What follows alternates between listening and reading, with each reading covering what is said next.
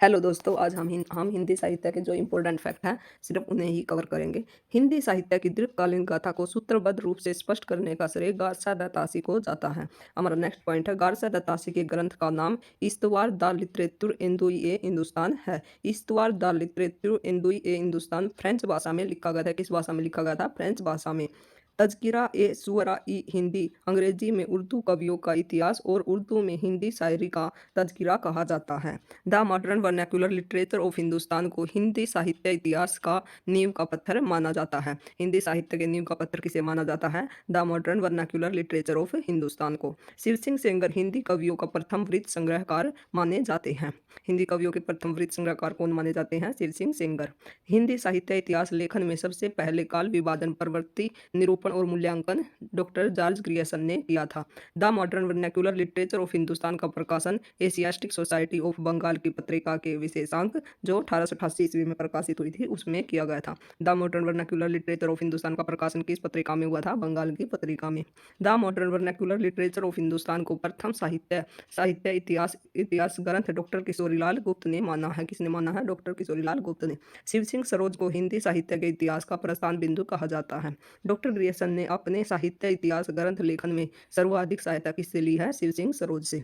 The modern vernacular literature of Hindustan में वर्णित कवियों की संख्या कितनी है? 952। कितनी है? 952। प्रोफेसर नलिन विलोचन शर्मा के अनुसार हिंदी के विदेहवादी साहित्य इतिहास के आदम प्रवर्तक शुक्ल जी नहीं प्रत्युत ग्रियर्सन जी हैं। नलिन विलोचन शर्मा ने किसे माना विदेहवादी साहित्य इतिहासकार? ग्रियर्सन को। मिश्र बंधु तीन भाई थे। कौन कौन से थे? श्याम बिहारी, गणेश बिहारी और सुखदेव बिहारी। मिश्र बंधुओं के मिश्र बंधु विनोद में हिंदी साहित्य इतिहास को 5 भागों में बांटा गया है। हिंदी नवरत्न के लेखक कौन है? मिश्र बंधु। और हिंदी नवरत्न कब प्रकाशित हुआ था? 1910 में। पादरी FE द्वारा लिखा गया हिंदी साहित्य इतिहास ग्रंथ ए हिस्ट्री ऑफ हिंदी लिटरेचर है। कौन सा है? ए history of Hindi literature. Viyogi Hari को ब्रज माधुरी सार के संपादक की प्रेरणा पंडित राधाचरण गोस्वामी ने दी थी। किसने दी थी? पंडित राधाचरण गोस्वामी ने। आचार्य शुक्ल का साहित्य इतिहास ग्रंथ हिंदी शब्द सागर की भूमिका के रूप में हिंदी साहित्य का विकास नाम से प्रकाशित हुआ है। किस नाम से प्रकाशित हुआ है? हिंदी साहित्य का विकास नाम से। आचार्य शुक्ल का हिंदी साहित्य का इतिहास 1929 में प्रकाशित हुआ था। आचार्य शुक्ल का हिंदी साहित्य का इतिहास सर्वाधिक लोकप्रिय एवं व्यवस्थित इतिहास ग्रंथ है। अपभ्रंश साहित्य को हिंदी साहित्य से अलग मानकर उसे पूर्व पीठिका के रूप में प्रस्तुत करना आचार्य शुक्ल का क्रांतिकारी कदम था। आचार्य शुक्ल के अनुसार सिद्धों और योगियों की रचनाएं साहित्यिक कोटि की नहीं हैं।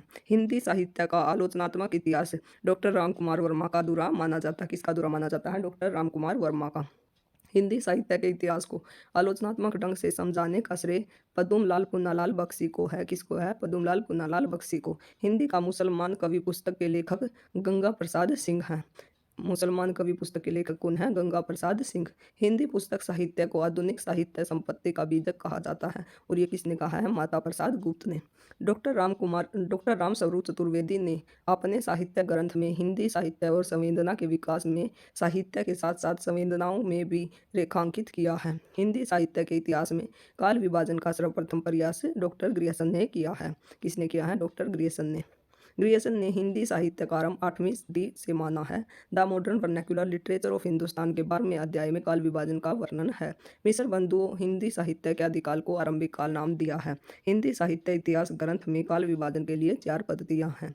डॉक्टर रामकुमार वर्मा खुसरो को अवधि का प्रथम कवि मानते हैं। अमीर खुसरो को संगीत के क्षेत्र में कव्वाली, तराना, गायन शैली एवं सितार वाद्य यंत्र का जन्मदाता माना जाता है। भोला शंकर व्यास ने हिंदी के प्रारंभिक रूप को अवहट कहा है।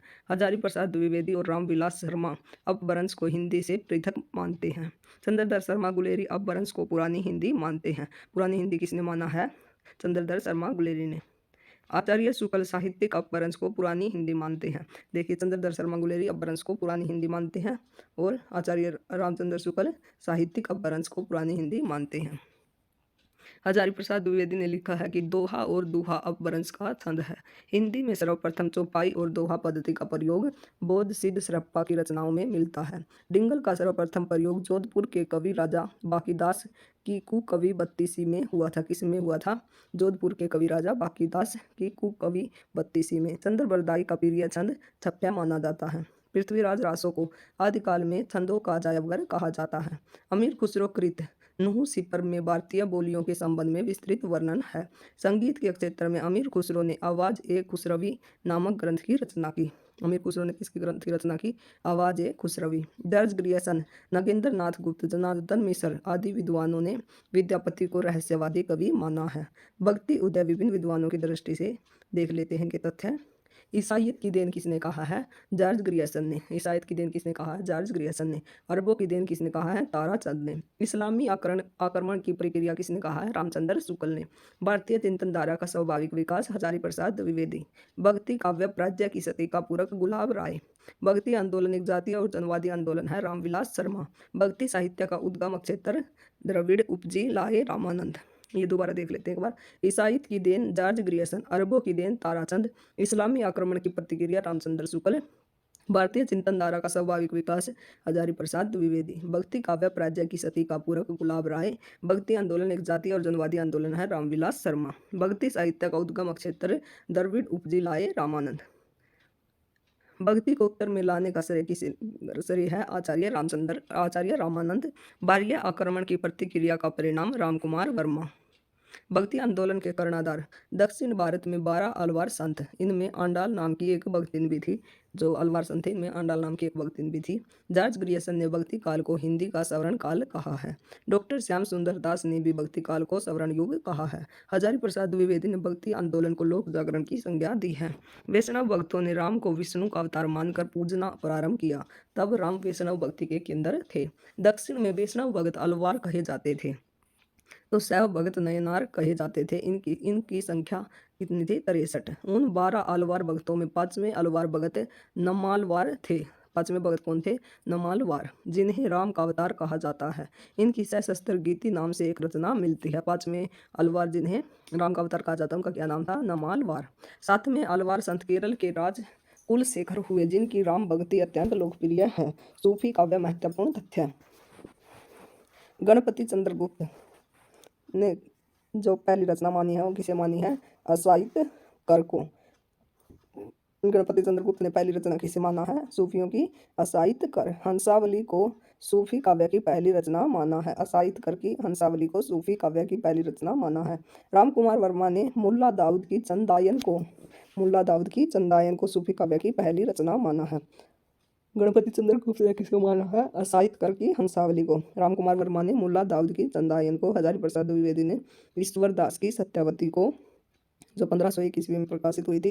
रामचंद्र शुक्ल ने कुतुबन की मृगावती को जो 1503 में प्रकाशित हुई थी। सूफी साहित्य की रचना सिंध और पंजाब प्रांत से आरंभ हुई।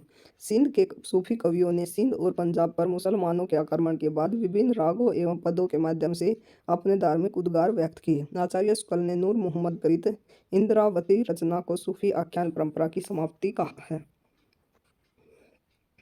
आचार्य शुक्ल ने सूफी या प्रेम मार्गी शाखा का एकमात्र हिंदू कवि सूरदास नामक एक पंजाबी को माना है, जिनकी रचना कौन सी थी? नल दमयंती। सूफी कवियों ने संत कवियों के ठीक विपरीत परमात्मा को स्त्री और आत्मा को पुरुष माना है। सूफी कवियों में एकमात्र स्त्री राबिया हुई है। एकमात्र स्त्री कौन सी थी? राबिया। किन में? सूफियों में। और अलवारों में कौन सी थी? मांडाल। इस्लामी रहस्यवादी आंदोलन सूफी आंदोलन था। भारत में चिश्ती संप्रदाय को सर्वाधिक प्रसिद्धि मिली। सूफी संत ख्वाजा मोइनुद्दीन चिश्ती पृथ्वीराज चौहान के समय भारत आए थे। चिश्ती संप्रदाय का केंद्र अजमेर था। मोइनुद्दीन चिश्ती ने संगीत को ईश्वर के निकट पहुंचने का मार्ग बताया था। निजामुद्दीन औलिया नामक सूफी संत ने सुल्तान फिरोज खिलजी से मिलने के लिए मना कर दिया था। सूफी संप्रदाय का प्रवेश भारत में ख्वाजा मोइनुद्दीन चिश्ती के समय से माना जाता है। सर्वाधिक प्रेम आख्यान काव्य लिखने वाले सूफी कवि जौन कवि हुए हैं। कड़वक। सूफियों का काव्य रूप कड़वक था। आठ पनड़िया या अलीलह छंद के बाद जो दत्ता दिया जाता था उसे अपभ्रंश में कड़वक कहा जाता था। चौपाई और दोहे का सर्वप्रथम प्रयोग सहपाद में फिर कबीर में मिलता है। मसनवी का शाब्दिक अर्थ समानांतर है। मसनवी ग्रंथों में एक पंक्ति के समानांतर दूसरी पंक्ति होने के कारण संभवतः इस रचना शैली का यह नाम दिया गया है। जायसी का प्रिय अलंकार उत्प्रेक्षा है। जायसी का प्रिय अलंकार कौन सा है? उत्प्रेक्षा अलंकार। जायसी के गुरु का नाम फकीर शेख मोहिनुद्दीन थे। जायसी शेरशाह के समकालीन थे। आचार्य शुक्ल के अनुसार पद्मावत की कथा का पूर्वार्ध कल्पित और उत्तरार्ध का ऐतिहासिक है।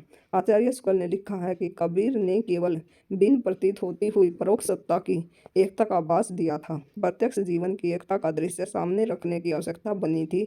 यह जायसी द्वारा पूरी हुई। विजय देव नारायण ने पद्मावत को हिंदी में अपने डंक की अकेली ट्रेजिक कृति कहा है। किसने कहा है? विजय देव नारायण ने। पद्मावत का नागमती वियोग खंड हिंदी साहित्य की अनुपम निधि है। उस्मान के गुरु का नाम हाजी बाबा था। उस्मान के गुरु का नाम क्या था? हाजी बाबा। उस्मान की चित्रावली में अंग्रेजों के द्वीप का वर्णन किया गया है। हिंदी की प्रथम प्रमाणिक महाकाव्य पद्मावत है। कौन सी है? पद्मावत। मंजन कृत मधुमालती हिंदी का प्रथम प्रेम आख्यान काव्य है जिसमें बहुपत्नीवाद का सर्वथा अभाव है। पद्मावत को प्रतीकात्मक काव्य कहा जाता है। पद्मावत को क्या कहा जाता है? प्रतीकात्मक काव्य। जायसी को प्रेम की पीर का कवि कहा जाता है। जायसी को क्या कहा जाता है? प्रेम की पीर का कवि। जायसी की आखिरी कलाम रचना को कयामत का वर्णन है। पद्मावत की भाषा साहित्यिक अवधि है। हिंदी का प्रथम सूफी कवि मुल्ला दाऊद है। मुल्ला दाऊद कृत चंदायन चन्नैनी लोक कथा पर आधारित है। सूफी प्रबंध काव्यों में परम सत्ता के साथ दाम्पत्य भाव मिलता है। सूफी शब्द की उत्पत्ति के मूल में सूफ शब्द को सर्वाधिक मान्यता मिली है। मंसूर अन लहक मैं ही बर्मा हूँ घोषित किया गया। हिंदी सूफी काव्य अवधी भाषा में रचा गया। सूफी साधना के 4 संप्रदाय हैं। वो कौन कौन से हैं? चिश्ती संप्रदाय, सुरावर्दी संप्रदाय, कादरी संप्रदाय, नक्शबंदी संप्रदाय। आचार्य शुक्ल ने सूफी कवियों की प्रेम पद्धति में प्रेम की पीर को सर्वाधिक महत्वपूर्ण माना है। भारतीय अद्वैतवाद में जो स्थान माया का है, सूफी काव्य में वह स्थान शैतान का है। सूफी मत में वर्णित साधक की 4 अवस्थाएं हैं। शरीयत, शरीयत का क्या अर्थ है? आचरण। तरीकत, इसका अर्थ है उपासना। हकीकत, सत्याबोध और मारिफत, सिद्धांतावस्था, सिद्धावस्था। शरीयत, तरीकत, हकीकत और मारिफत, और इनके अर्थ क्या है? आचरण, उपासना, सत्याबोध और सिद्धावस्था। उस्मान की चित्रावली को पद्मात की छाया कहा जाता है। उस्मान की चित्रावली को क्या कहा जाता है? पद्मात की छाया। नारायण दास की छिताई वार्ता का कथानक पद्मावत से प्रभावित है। गणपति कृत माधवा अनल काम कंदला केवल दोहा छंद में रचित प्रेम आख्यान काव्य है। माधवा अनल काम कंदला किसकी रचना है? गणपति की। और ये किस छंद में है? दोहा छंद में। ईश्वर दास कृत सत्यावती कथा के नायक कौन है? ऋतुपर्ण। ऋतुपर्ण किसके नायक है? सत्यावती कथा के। उस्मान कृत चित्रावली के नायक कौन है? सुजान। उस्मान की कृति का क्या नाम है? चित्रावली। रस रत्न के रचयिता पुहकर कवि हैं। अधिकांश सूफी काव्य रहस्यवादी हैं। सूफी प्रेम गाथाएं प्राय प्रबंधात्मक हैं। पद्मावत ने पद्मिनी परम सत्ता का प्रतीक है। सूफी काव्य में प्रेम की उत्कट विरह व्यंजना और प्रतीकात्मक है। राम काव्य की महत्वपूर्ण फैक्ट। रामानुज केसरी संप्रदाय में विष्णु की उपासना होती है। तुलसीदास की विनय पत्रिका की भाषा ब्रज भाषा है। तुलसीदास लोक मंगल की भावना के सर्वश्रेष्ठ कवि हैं। केशव कही न जाई का कहिए, देखत तव रचना विचित्र, अतीत समुझी मनहि मन। ये पंक्तियां किसकी हैं? तुलसीदास की। रामचंद्रिका को छंदों का अजायबघर कहा जाता है। अवधी भाषा, और ये छंदों का अजायबघर किसने कहा है? रामचंद्र शुक्ल ने। अवधी भाषा की शब्दावली को साहित्य की परिनिष्ठित शब्दावली बनाने का प्रथम श्रेय तुलसीदास को जाता है। गोस्वामी तुलसीदास की कुल 4 कृतियों में उत्तरकांड संबंधी वर्णन प्राप्त होता है। तुलसीदास ने विनय पत्रिका की रचना कली काल से मुक्ति हेतु की थी। तुलसीदास ने विनय पत्रिका की रचना किसके लिए की थी? कली काल से मुक्ति के लिए। रामचरितमानस, अरण्य और लंका कांड में विभत्स रस का उल्लेख मिलता है। सीता को प्रधानता देकर लिखा गया काव्य सीतायन के रचयिता राम प्रिय शरणदास हैं। राम भगत कवि नाभादास के गुरु का नाम अगरदास है। लोक नायक वही हो सकता है जो समन्वय करने की अपार धैर्य लेकर आया हो। उनका सारा काव्य समन्वय की विराट चेष्टा है। तुलसीदास के संबंध में यह कथन है, हजारी प्रसाद द्विवेदी का है। गोद लिए हुलसी फिरे तुलसी सो सूत होई, यह पंक्ति रहीम की है। गोद लिए हुलसी फिरे तुलसी सो सूत होई, यह पंक्ति किसकी है? रहीम की। स्वामी अगरदास राम भक्ति धारा के कवि हैं। तुलसीदास को रूपकों का बादशाह कहा जाता है। तुलसीदास को क्या कहा जाता है? रूपकों का बादशाह। और ये किसने कहा था? रामचंद्र शुक्ल ने।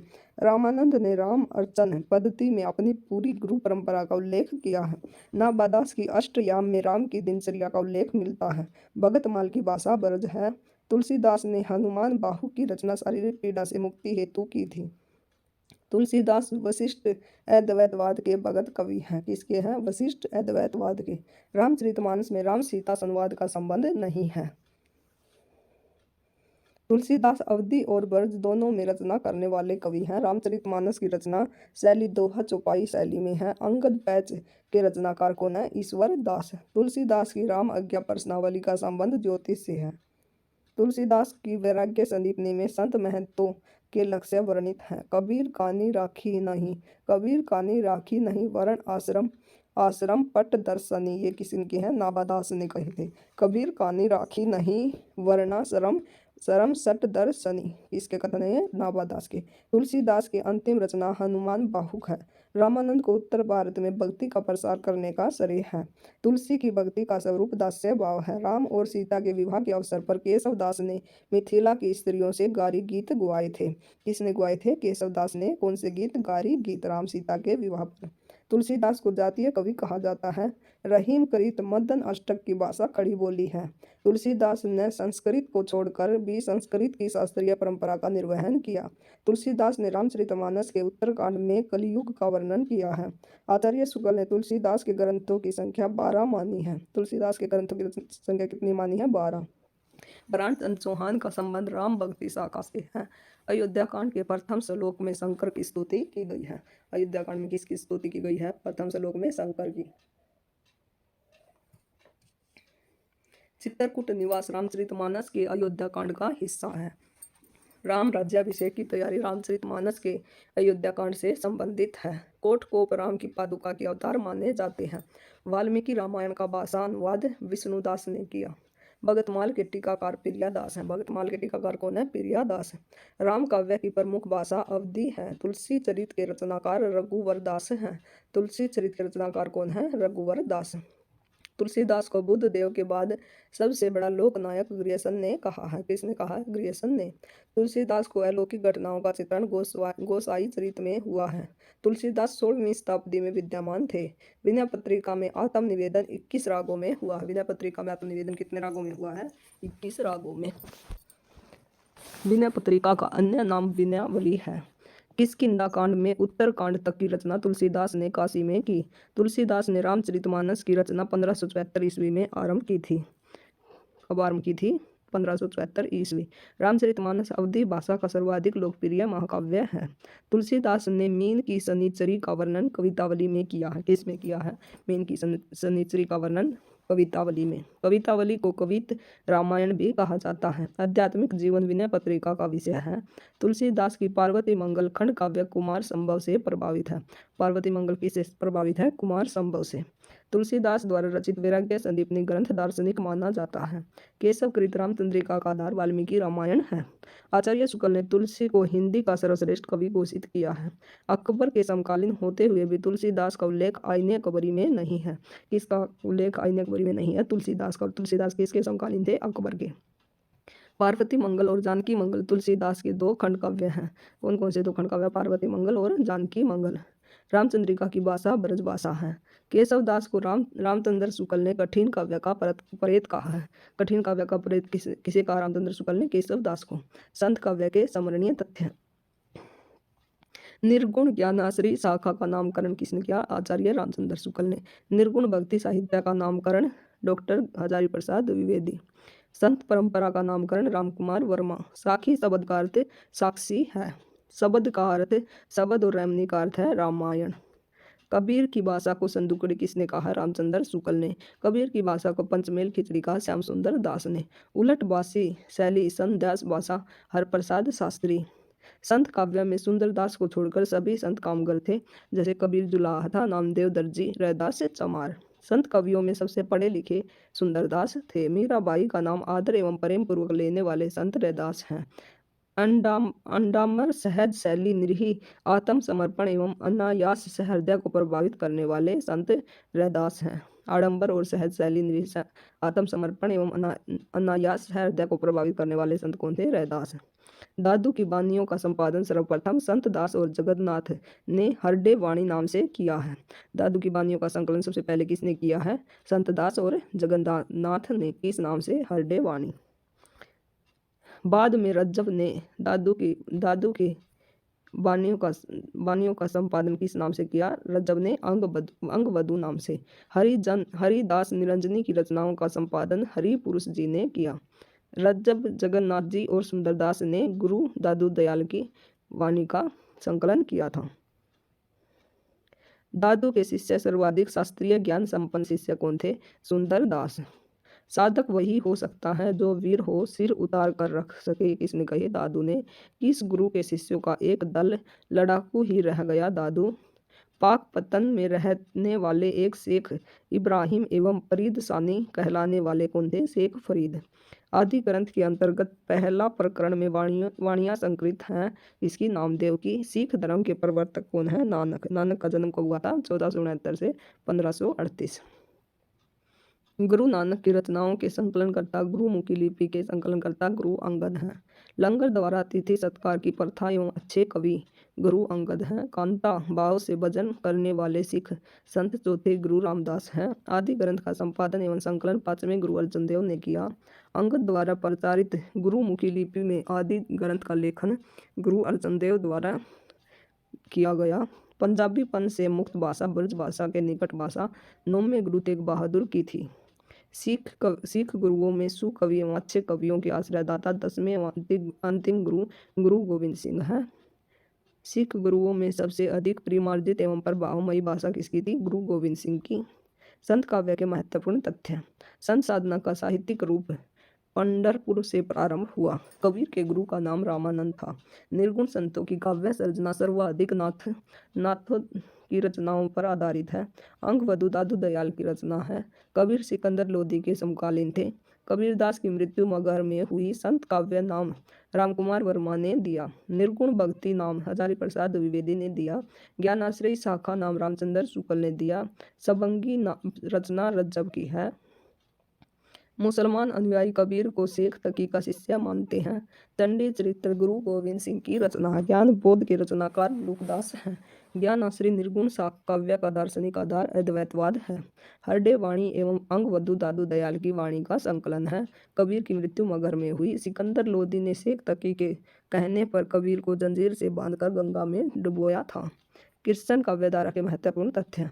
पुष्टि मार्ग के मार्ग प्रवर्तक बल्लभाचार्य माने जाते हैं। बल्लभाचार्य शुद्ध अद्वैत के प्रवर्तक माने जाते हैं। बल्लभाचार्य के पुत्र कौन थे? विठलनाथ। विठलनाथ ने 1565 में अष्टछाप की स्थापना की। मीराबाई की रचनाओं में राजस्थानी भाषा की झोंक ज्यादा मिलती है। सने लीला के रचनाकार विष्णु दास हैं। रुद्र संप्रदाय के प्रवर्तक विष्णु दास हैं। सूरदास के गुरु बल्लभाचार्य हैं। रसखान का वास्तविक नाम सैयद इब्राहिम है। मीराबाई के गुरु का नाम रैदास है। रैदास और या रामानंद। आचार्य शुक्ल के अनुसार सूरदास वात्सल्य का कोना कोना झांकाए थे। रास पंचादाई की रचना रोला छंद में नंददास ने की थी। बल्लभाचार्य का वेदांत सूत्र में लिखा प्रसिद्ध ग्रंथ अणुभाष्य है। मीराबाई की उपासना माधुर्य भाव की है। उज्ज्वल नीलमणि के रचनाकार कौन है? रूप गोस्वामी। उज्ज्वल नीलमणि के रचनाकार कौन है? रूप गोस्वामी। नंददास की रस मंजरी रचना नायक नायिका वेद से संबंधित है। अष्टछाप के कवि प्रथम नियुक्त कीर्तनकार कवि कुंभनदास थे। साहित्य लहरी की विषय वस्तु नायिका वेद है। महाप्रभु बल्लभाचार्य के शिष्यों का वृत्तांत 84 वैष्णव की वार्ता में मिलता है। बल्लभाचार्य के शिष्यों का वृत्तांत किसमें मिलता है? 84 वैष्णव की वार्ता में। नंददास को जड़िया कवि कहा जाता है। ध्रुव चरित्र के रचयिता नरोत्तम दास हैं। आचार्य शुक्ल के अनुसार यह सूचित करने की आवश्यकता नहीं कि न तो सूर्य का अवधि पर अधिकार था और न जायसी का ब्रजभाषा पर। गौड़ीय संप्रदाय के संस्थापक चैतन्य महाप्रभु थे। जुगलमान चरित्र के रचनाकार कृष्णदास हैं। रामचंद्र शुक्ल के अनुसार सूर सागर में जगह जगह दृष्टिकूट वाले पद मिलते हैं। यह भी विद्यापति का अनुकरण है। विठलनाथ ने बल्लभ संप्रदाय में युगलोपासना पूजा पद्धति का समावेश किया। सूरदास को पुष्टि मार्ग का जहाज विठलनाथ ने कहा था। बरमर दूत के रचनाकार सत्यनारायण कवि रत्न है। तत्वदीप निबंध के रचनाकार बल्लभाचार्य हैं। हजारी प्रसाद द्विवेदी का कथन है कि सूरदास जब अपने विषय का वर्णन शुरू करते हैं तो मानो अलंकार शास्त्र हाथ जोड़कर उनके पीछे पीछे दौड़ा करते हैं। उपमाओं की बाढ़ आ जाती है, रूपकों की वर्षा होने लगती है। सूरदास ने बरमर गीत में सगुण की सरसता की प्रतिष्ठापन की है। सूरदास ने साहित्य लहरी के अंत में अपनी वंश परंपरा का परिचय दिया है। नरोत्तम दास की प्रसिद्ध रचना सुदामा चरित है। सखी संप्रदाय के प्रवर्तक स्वामी हरिदास थे। कृष्ण का सर्वप्रथम उल्लेख ऋग्वेद के अष्टम मंडल में ऋषि के रूप में मिलता है। छांदोग्य उपनिषद में कृष्ण देव के पुत्र के रूप में वर्णित है। वियोगी हरि ने नंददास को रास पंचदाई को हिंदी का गीत गोविंद कहा है। रसखान को पीयूष वर्षी अथवा अमृत की वर्षा करने वाला कवि कहा गया है। पंडित हजारी प्रसाद द्विवेदी ने सूर सागर को स्त्री चरित्र का विशाल काव्य कहा है। अष्टसाप के वशिष्ठ कवि कौन थे? कुंभन दास। और कनिष्ठ कौन थे? उनके ही पुत्र नंददास। कुंभन दास किनके पुत्र थे? कुंभन दास के पुत्र कौन थे? नंददास। अष्टसाप के सभी कवि संगीतक थे। उनमें गोविंद स्वामी अपने समय के सर्वश्रेष्ठ संगीतक थे। रहीम कृत बैरवे नायिका वेद अवधि भाषा में है। नंददास की रास पंचदाई रचना खंड काव्य है। आचार्य वल्लभ के अनुसार जीव 3 प्रकार के होते हैं। हिंदी अक्षेत्र में कृष्ण भक्ति का सर्वप्रथम प्रचार करने वाले आचार्य वल्लभ थे। रामचंद्र शुक्ल ने सूरदास को जीवन उत्सव का कवि कहा है। किसको रामचंद्र शुक्ल ने जीवन उत्सव का कवि कहा है? सूरदास को। पुष्टि का अर्थ भगवत कृपा होती है। वल्लभाचार्य ने अणुभाष्य में पुष्टि मार्ग की विशद व्याख्या की गई है। पुष्टि मार्ग का दार्शनिक आधार शुद्ध अद्वैतवाद है। राधा को रस स्वरूपा हित हरिवंश ने कहा है। नंददास कृत नाम मंजरी नंददास कृत नाम मंजरी पर्यायवाची कोश है। अष्टछापी भक्तों में सूर के बाद सबसे ख्याति प्राप्त कवि नंददास हैं। नंददास कृत नाम मंजरी पर्यायवाची कोश है। सत्यनारायण कवि की रचना बरमरदूत में व्यक्तिगत प्रेम के स्थान पर देश प्रेम, गोपी विरह के स्थान पर यशोदा रूपी भारत माता के दुख की विवशता और व्याकुलता की सदैव अभिव्यंजना हुई है। आधुनिक काल की बर्मर गीत परंपरा में जगन्नाथ दास रत्नाकर अग्रणी है। सूरदास का द्वितीय बर्मर गीत केवल एक पद का है। परमानंद दास अष्टसाप का वह कवि है जिसमें एक पद को सुनकर वल्लभाचार्य कई दिनों तक बेहोश बने रहे। वल्लभाचार्य किसके पद सुनकर बेहोश हो गए? परमानंद दास के। अष्टछाप कवियों में सर्वाधिक काव्य शास्त्रीय नंददास है। नंददास नायिका वेद संबंधी रचना विरह मंजरी और रस मंजरी है। भाव एवं भाषा की अकृत्रिमता मीरा के काव्य की सबसे बड़ी विशेषता है। रहीम को खाने खाना की उपाधि अकबर ने दी थी। रहीम कृत खेटक को तुकम का विषय ज्योतिष है। खेट को तुकम का विषय क्या है? ज्योतिष। सूर ही वात्सल्य है, वात्सल्य ही सूर है। किसने कहा? रामचंद्र शुक्ल ने। अष्टछाप के कवियों में भाषा के सबसे धनी कवि सूरदास हैं। अष्टछाप के कवियों में शब्द शिल्पी नंददास हैं। अष्टछाप के कवियों में अपनी उदंडता के कारण प्रसिद्ध कवि चित स्वामी हैं। बरमरदूत के रचनाकार सत्यनारायण कविरत्न हैं। सुदामा चरित और ध्रुव चरित नरोत्तम दास की रचना है। सुदामा चरित और ध्रुव चरित किसकी रचना? नरोत्तम दास की। रुद्र संप्रदाय के प्रवर्तक विष्णु स्वामी हैं। ऋतिकाला नेक्स्ट वीडियो में देखेंगे। Thank you for watching.